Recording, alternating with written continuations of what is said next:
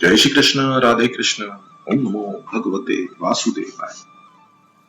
माता की दृष्टि बालक के शरीर पर रहती है, ऐसे ही भगवान और उनके भक्तों की दृष्टि प्राणियों के स्वरूप पर रहती है। वह स्वरूप भगवान का अंश होने से शुद्ध है, चेतन है, अविनाशी है, परंतु प्रकृति के साथ संबंध जोड़कर वह तरह तरह के आचरणों वाला बन जाता है। 29वें श्लोक में भगवान ने कहा है कि मैं संपूर्ण प्राणियों में सम हूं, किसी भी प्राणी के प्रति मेरा राग और द्वेष नहीं है।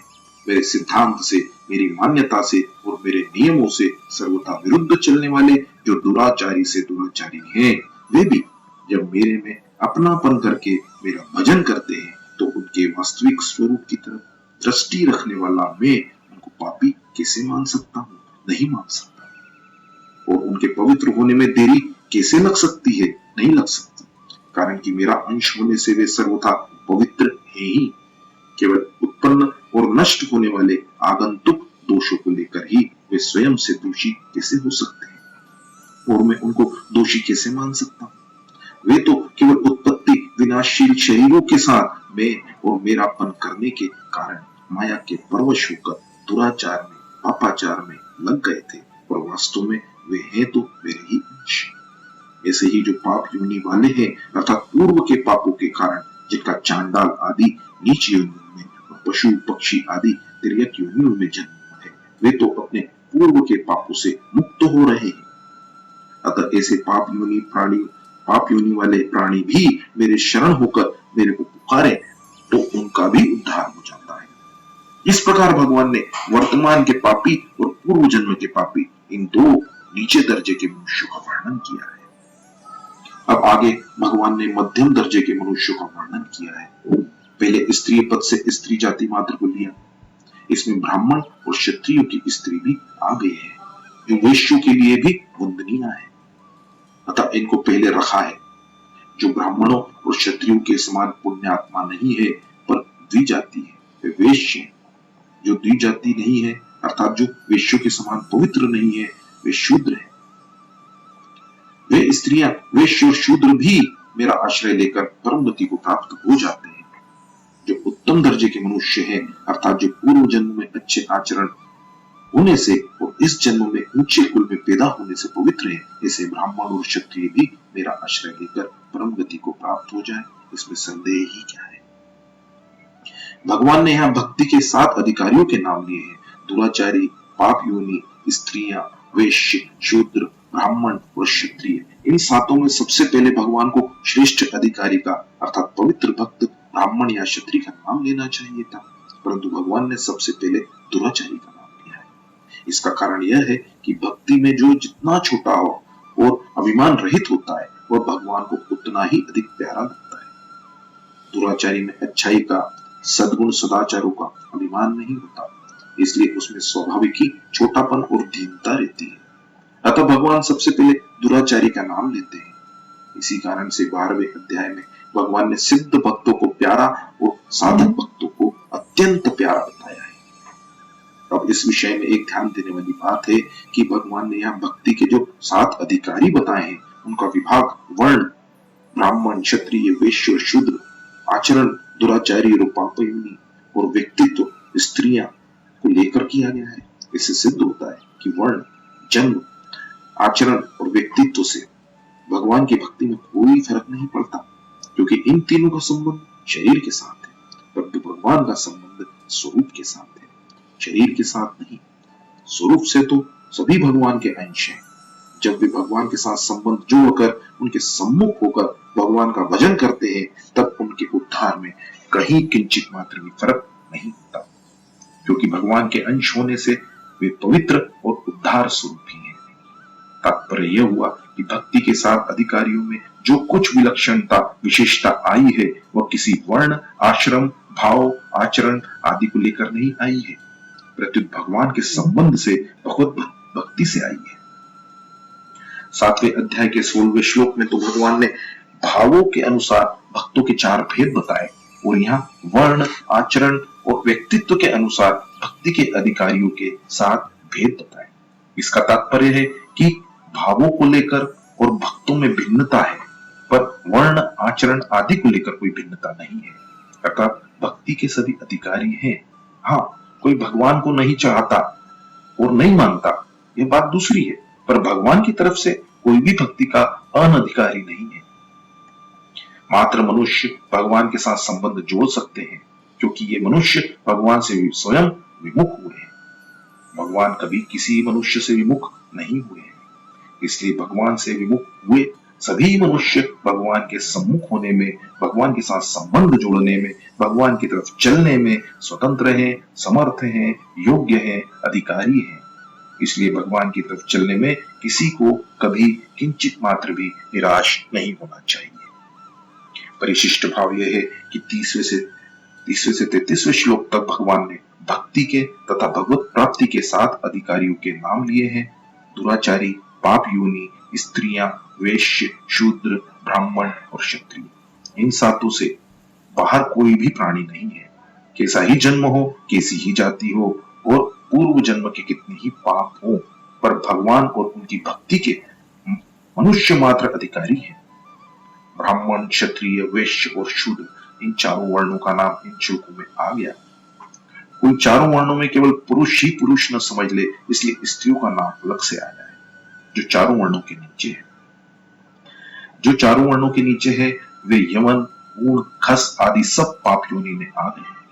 मनुष्य के सिवाय दूसरे जीव, पशु, पक्षी आदि सभी पाप योनि में लिए जा सकते हैं, क्योंकि जीव मात्र भगवान का ही अंश होने से भगवान की तरफ चलने में भगवान की ओर से किसी के लिए भी मनाही नहीं है।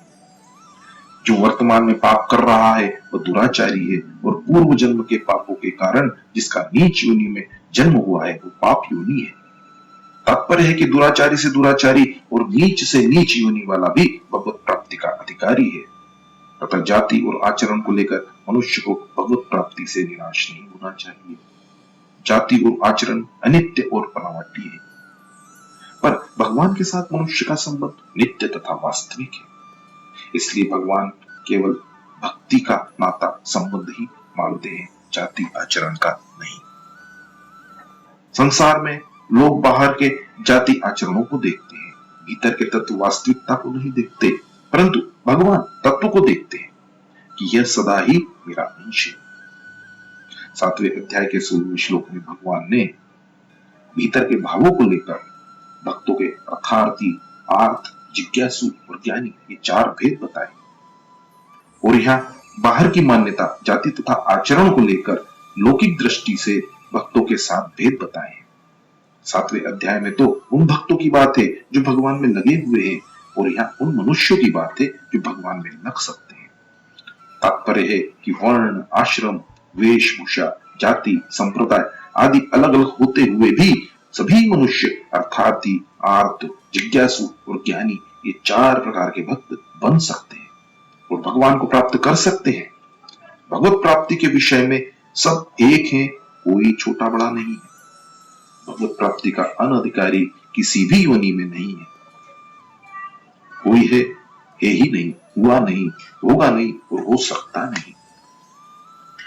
इस श्लोकार्ध के बीच में भक्ता पद देने का तात्पर्य है कि पवित्र आचरण वाले ब्राह्मणों की और ऋषि स्वरूप क्षत्रियों की महिमा नहीं है, प्रत्युत उनमें जो भक्ति है उस भक्ति की महिमा है। तात्पर्य यह हुआ कि भगवान का न तो दुराचारी तथा पाप योनि के साथ द्वेष है और न पुण्यात्मा ब्राह्मणों तथा क्षत्रियों के साथ पक्षपात है। वे तो सब प्राणियों में समान है, परंतु जो प्रेम पूर्वक भगवान का भजन करता है वो किसी भी देश, वेश, वर्ण, आश्रम, जाति, संप्रदाय आदि का क्यों न हो, उसका भगवान से घनिष्ठ संबंध है। अतः दुराचारी, पाप योनि, स्त्रियां, वैश्य, शूद्र, ब्राह्मण और क्षत्रिय ये 7 भक्ति में एक हो जाते हैं, इनमें कोई भेद नहीं रहता। इसलिए भगवान भजन करने की आज्ञा देते हैं। भजन करने का अर्थ है भगवान के सम्मुख होना, भगवान में प्रियता, अपनापन होना, भगवान की प्राप्ति का उपदेश होना। भगवत बुद्धि में दूसरों की सेवा करना, दूसरों को देने का भाव रखना, अभावग्रस्तों की सहायता करना, यह भी भजन है। अनित्य और सुख रहित इस शरीर को पाकर अर्थात हम जीते रहें और सुख भोगते रहें, इसी कामना को छोड़कर भगवान का भजन करना चाहिए। कारण कि संसार में सुख है ही नहीं, केवल सुख का भ्रम है। ऐसे ही जीने का भी भ्रम है, हम जी नहीं रहे हैं, प्रत्युत प्रतिक्षण मर रहे हैं। पहले 29वें श्लोक में भगवान ने कहा था कि जो प्रेम पूर्वक मेरा भजन करते हैं वे मेरे में है और मैं उनमें। इसलिए यहाँ भगवान भजन करने की आज्ञा देते हैं। भजस्व माम। 29वें श्लोक से लेकर 33वें श्लोक तक भगवान के भजन की बात ही मुख्य आई है। अब आगे के श्लोक में उस भजन का स्वरूप बताते हैं। अपने हृदय की बात वही कही जाती है, यहाँ सुनने वालों में कहने वालों के प्रति दोष दृष्टि न हो, प्रत्युत आदर भाव। अर्जुन दोष दृष्टि से रहित है, इसलिए भगवान ने उनको अनुसूय कहा है। इसी कारण भगवान यहाँ अर्जुन के सामने अपने हृदय की गोपनीयता बात कह रहे हैं। मेरा भक्त हो जा कहने का तात्पर्य है कि तू केवल मेरे साथ ही अपनापन कर, केवल मेरे साथ ही संबंध जोड़, जो कि अनादिकाल से स्वतः सिद्ध है। केवल भूल से ही शरीर और संसार के साथ अपना संबंध मान रखा है, अर्थात मैं अमुक वर्ण का हूं, अमुक आश्रम का हूं, अमुक संप्रदाय का हूं, अमुक नाम वाला। इस प्रकार वर्ण आश्रम आदि की अपनी अहमता में मान रखा है। इसलिए अब असत रूप से बनी हुई अवास्तविक अहंता को वास्तविक सत स्वरूप में बदल दे कि मैं तुम्हारा हूं और तुम मेरे हो। फिर तेरा मेरे साथ स्वाभाविक ही अपनापन हो जाएगा, जो कि वास्तव में है। मन वही लगता है जहां अपनापन होता है, प्रियता होती है। तेरा मेरे साथ जो अखंड संबंध है उसको मैं तो नहीं भूल सकता, पर तू भूल सकता है। इसलिए तेरे को मेरे में मन वाला हो जा ऐसा कहना पड़ता है। मेरा पूजन करने वाला हो, अर्थात तू खाना पीना सोना जागना आना जाना काम धंधा करना आदि जो कुछ क्रिया करता है वो सब की सब मेरी पूजा के रूप में ही कर। उन सबको मेरी ही पूजा समझ। मेरे को नमस्कार कर कहने का तात्पर्य है कि मेरा जो कुछ अनुकूल प्रतिकूल या सामान्य विधान हो उसमें तू परम प्रसन्न रह। मैं चाहे तेरे मन और मान्यता से सर्वथा विरुद्ध फैसला दे दूं तो भी उसमें तू प्रसन्न रह। जो मनुष्य हानि और परलोक के भय से मेरे चरणों में पड़ते हैं, मेरे शरण होते हैं, वे वास्तव में अपने सुख और सुविधा के ही शरण होते हैं, मेरे शरण नहीं। मेरे शरण होने पर किसी से कुछ भी सुख सुविधा पाने की इच्छा होती है तो वो सर्वथा मेरे शरणागत कहाँ हुआ। कारण कि वह जब तक कुछ न कुछ सुख सुविधा चाहता है तब तक वह अपना कुछ स्वतंत्र अस्तित्व मानता है। वास्तव में मेरे चरणों में पड़ा हुआ वही माना जाता है जो अपनी कुछ भी मान्यता न रखकर मेरी मर्जी में अपने मन को मिला देता है। उसमें मेरे से ही नहीं प्रत्युत संसार मात्र से भी अपनी सुख सुविधा सम्मान की किंचित मात्र भी गंध मात्र भी नहीं रहती। अनुकूलता प्रतिकूलता का ज्ञान होने पर भी उस पर उसका कुछ भी असर नहीं होता, अर्थात मेरे द्वारा कोई अनुकूल प्रतिकूल घटना घटती है तो मेरे परायण रहने वाले भक्त की उस घटना में विषमता नहीं होती। अनुकूल प्रतिकूलता का ज्ञान होने पर भी वह घटना उसको दो रूप से नहीं दिखती, प्रत्युत केवल मेरी कृपा रूप से ही दिखती है। मेरा किया हुआ विधान चाहे शरीर के अनुकूल हो चाहे प्रतिकूल हो, मेरे विधान से कैसी भी घटना घटे उसको मेरा दिया हुआ प्रसाद मानकर परम प्रसन्न रहना चाहिए। अगर मन के प्रतिकूल से प्रतिकूल घटना घटती है तो उसमें मेरी विशेष कृपा माननी चाहिए, क्योंकि उस घटना में उसकी सम्मति नहीं है। अनुकूल घटना में उसकी जितने अंश में सम्मति हो जाती है उतने अंश में वह घटना उसके लिए अपवित्र हो जाती है, परंतु प्रतिकूल घटना में केवल मेरा ही किया हुआ शुद्ध विधान होता है।